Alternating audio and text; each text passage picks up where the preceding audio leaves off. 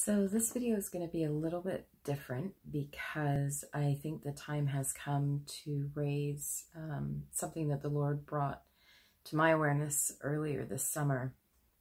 And to be honest with you, I'm not really sure how to bring this to you, except to say, if you need evidence that Satan has been working through the political system and through our culture, to bring about strategies and to actively and intentionally change the way the world works. I believe this is substantial evidence to that.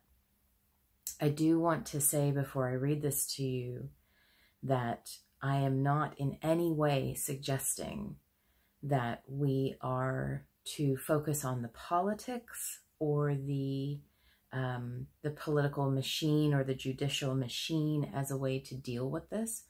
What I would like you to do is, wherever you hear a political reference, to simply consider that to be spiritual war.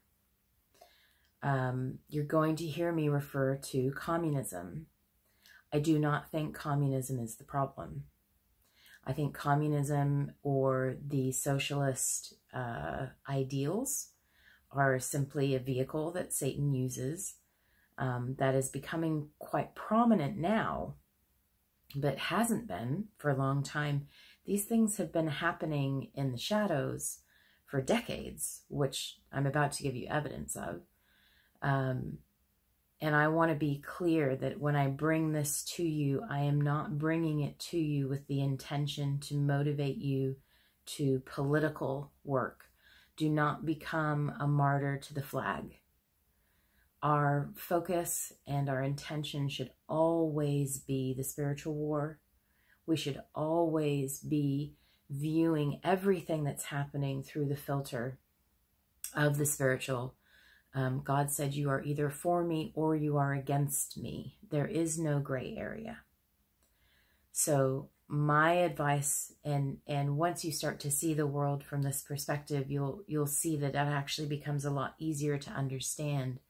My advice is to stop differentiating or putting into silos or categories the different things or places or people who are fighting against God and Christ and his church. They are all of them, whether they associate with each other or not, they are all tools of Satan, who is the king of this world and the prince of the power of the air. So don't let yourself, or don't let him distract you with the idea that you need to pinpoint the source of this. The source is Satan. If you want to pinpoint the source of what you're about to hear, the source is Satan, and that's where your attention should go. Not to follow him, but to fight him. And your relationship with Christ and the authority that Christ has given you. Read Luke 10:17-21. Read Ephesians 6. The authority and the power that Christ has given you is the only way to meet and have victory over these things. And this is one of the reasons why we're studying Revelation this year. Anyway, what I want to encourage you to do is to look this up for yourself so that you know that I'm not just bringing this to you. This is a congressional record from 1963. January 10th, 1963. This appendix was read into the record by Albert Herlong Jr. He presents it as the list of goals of the Communist Party in America. In fact, I'm going to get the specific reference of that for you. So this is a excerpt from a book called The Naked Communist by Cleon Skousen. And what had happened is one of our congressmen had been alerted to this plan or this strategy in the Communist Party. And he was reading into record the list that they gave of their goals to achieve within America. This was in 1963, so we're talking almost 60 years ago. It's a list that is 45 points long, and I'm not going to read all of them to you. Many of them are historical or foreign policy related, and many of them have been enacted in the last 20 to 30 years, some of them sooner than that.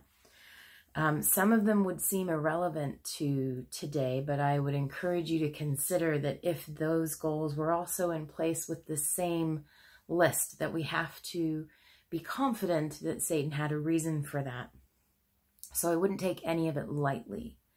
But I want to read to you the points that I think you're going to find eerily relevant to our current day and time. So starting in point 17. Get control of the schools, use them as transmission, excuse me, I'm getting old enough to need my glasses. Get control of the schools, use them as transmission belts for socialism and current communist propaganda. Soften the curriculum. Get control of teachers' associations. Put the party line in textbooks. Point 20. Infiltrate the press. Get control of book review assignments, editorial writing, policymaking positions. 21. Gain control of key positions in radio, TV, and motion pictures. Point 24. Eliminate all laws governing obscenity by calling them censorship and a violation of free speech and free press. And if you want to see how that began, look into the law, oh gosh, you know what, I'm not going to remember. Basically, there was a time where the pornography, Playboy and some of the other magazine were fighting in court to be able to continue their business.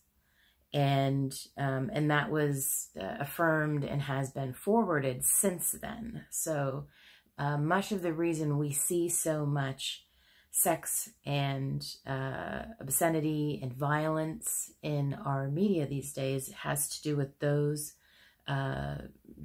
cases. Go back and look them up. You'll find them. They're very specific. They're very intentional, and they were designed specifically to achieve this goal. And they do that using the free speech and censorship legalities. So point 25. Break down cultural standards of morality by promoting pornography and obscenity in books, magazine, motion pictures, radio, and TV. Point 26. Present homosexuality, degeneracy, and promiscuity as, quote, normal, natural, healthy, unquote. 27. Infiltrate the churches and replace revealed religion with social religion. Discredit the Bible and emphasize the need for intellectual maturity, which does not need a religious crutch. If you were around in the 80s and 90s, you'll have watched this happen in the church. 28. Eliminate prayer or any phase of religious expression in the schools on the ground that it violates the principle of separation of church and state. Again, this is something I watched happen when I was a young person. 32. Support any socialist movement to give centralized control over any part of the culture, education, social agencies, welfare programs, mental health clinics, etc. 38. Transfer. I believe this is where we're headed right now. This is what we're seeing happen right now. Transfer some of the powers of arrest from the police to social agencies. Treat all behavioral problems as psychiatric disorders, which no one but a psychiatrist can understand or treat. Now, we've already held those psychiatric views, or at least in our culture, for a good 20 years now, at least, maybe more. But the transferring of the powers of arrest is something that I think we're seeing happen through the defund police movement. 39. Dominate the psychiatric profession and use mental health laws as a means of gaining coercive control over those who oppose communist goals. And I'm going to ask you again, replace communist with Satanist, Luciferian, evil, whatever, however you would title the dark side of the spiritual war that we are in. Don't let yourself be distracted by the political names or vehicles or sort of human trappings that are being given to this. This is a spiritual war. Point 40, discredit the family as an institution, encourage promiscuity and easy divorce. That's one that I've been talking to God about a lot, because I watched I'm just old enough to have seen the shift in the church, particularly around divorce and premarital sex and extramarital sex.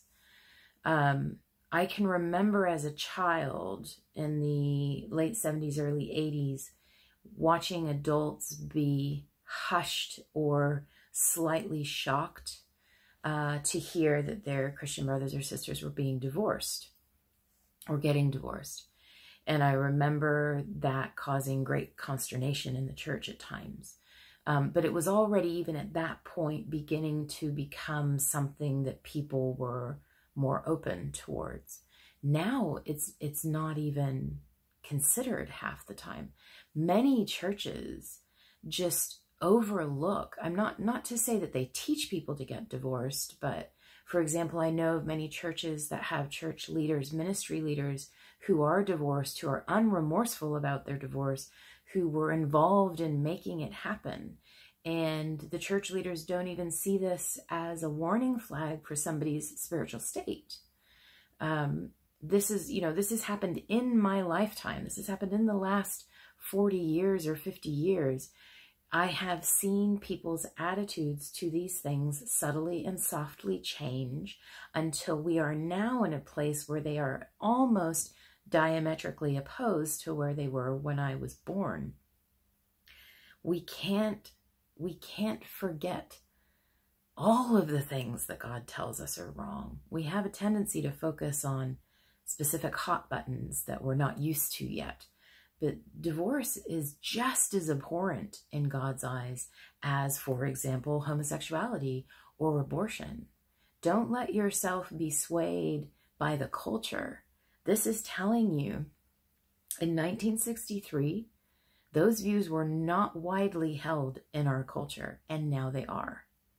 There is a strategy at play here. Don't let yourself fall into it. This one's interesting. This is point 41. Emphasize the need to raise children away from the negative influence of parents, attribute prejudices, mental blocks, and retarding of children to suppressive influence of parents. Now, the thing that I find really interesting about that one, if you do any research into some of the more fringe cults that originally had some connection or some claim to Christianity, Jim Jones, for example, you'll find that this was part of their teaching. In the recent, much more recent, the NXIVM scandal that occurred in Hollywood, it turns out, this year it's been reported that that cult had several child care centers, and that their entire perspective on the family was that children should not be or are not best raised by their own parents.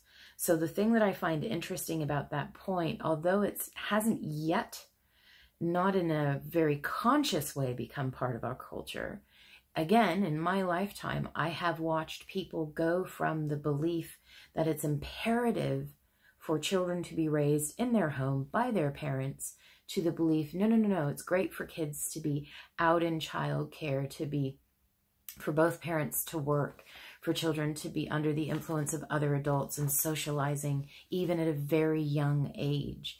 And we know even people who aren't believers recognize this, the mental and emotional stunting that can happen when children are neglected in this way. They're not with their parents in their early years.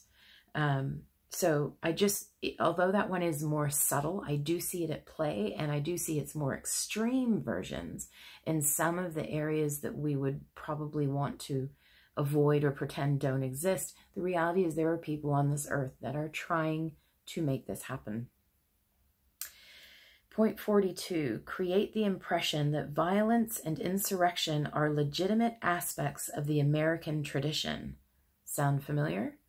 That students and special interest groups should rise up and use united force to solve economic, political, or social problems. I don't even need to talk to you about that one.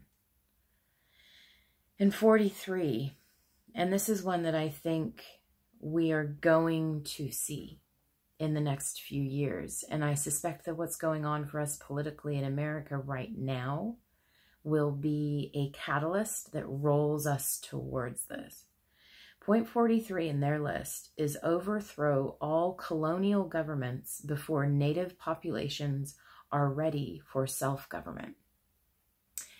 If you have read Revelation and looked into even the basics of what the prophecy says the world will look like at the end, it's very clear. It's commonly called a one world government or a global government.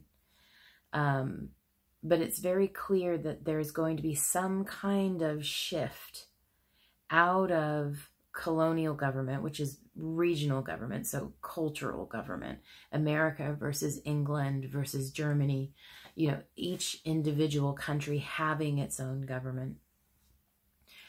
However it's going to look, there's going to be some kind of shift into the global community and a agreed government or an agreed leadership that goes beyond borders and cultures.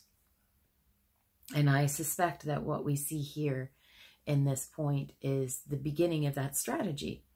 They are intentionally aiming to overthrow colonial governments. How would that happen in America in this day and age? Essentially civil war. If you bring enough division and you bring enough hostility that the country becomes literally unstable, it opens the door for a new kind of government. And when you take that with all of the other things, there's a number of historical and political goals in this list that I did not read that have to do with undermining anything of value in the culture or in the political foundation of America, because this list was specifically for America. We can't ignore that there's a strategy. We can't ignore that the enemy has had goals, well, for the entirety of time, frankly, but now, today, the enemy is intentional. He is sentient. He is intelligent. He is informing people. He is teaching people. He is guiding people. Some of them know who they're listening to. Some of them don't. People are believing the lie. We are told by Christ that God will send a great delusion. I believe we're watching this happen right now. And the only reason I'm bringing this to you is, like I said, this is not intended to motivate you or spur you politically. This is intended for you to understand that what is happening right now is so much bigger than American politics. This is the spiritual war coming to roost in our country and in our world. It's not going to stop. If you don't let yourself understand what God is doing and will do to gain victory over this, this will look like hopelessness. This will look like darkness is going to win. The reason we should be devoted to God's word as a whole, and the reason we should be studying his prophecies, is not to argue about how it's going to happen or who is going to win. We already know that. That's my point. Let God encourage you with his promises. Let him give you peace and strength.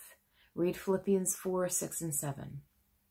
Let him help you understand what's really going on.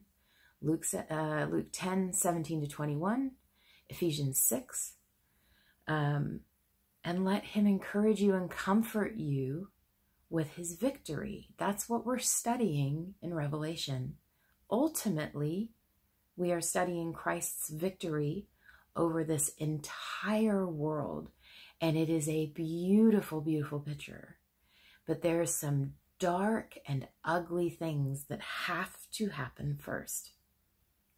And I believe this list is just evidence that not only God's prophecy is true, but that Satan's been working on this for a really long time. I'm going to leave that with you. Chew on it, pray about it, talk to God about it. Please, please do not be distracted into believing that politics is the answer to this. Do what is on your conscience. Let God lead. Go where you will go. Follow who you believe you should follow. But please do not put your faith and trust in the political system. Put your faith and trust in Christ, who gave his life to save you. He literally took on your sin so that you don't have to, so that no matter what happens on this earth, no matter how disturbing or terrifying it becomes, ultimately, you are a citizen of heaven, you are a child of God, and you will be brought into victory with him for eternity. And no matter how long the next 10 to 15 years feels in our conscious, tangible minds, I promise you, it is a breath. It's a blink in the scheme of eternity. Whatever is to come is worth enduring because of who and what the Lord is and what he will do through it. I'm going to leave that with you. I'll be praying for you. I hope this blesses you like it blessed me. If you've got any questions, feel free to leave them in the comments. Send me an email. It's in the About tab of my channel. I will see you next week.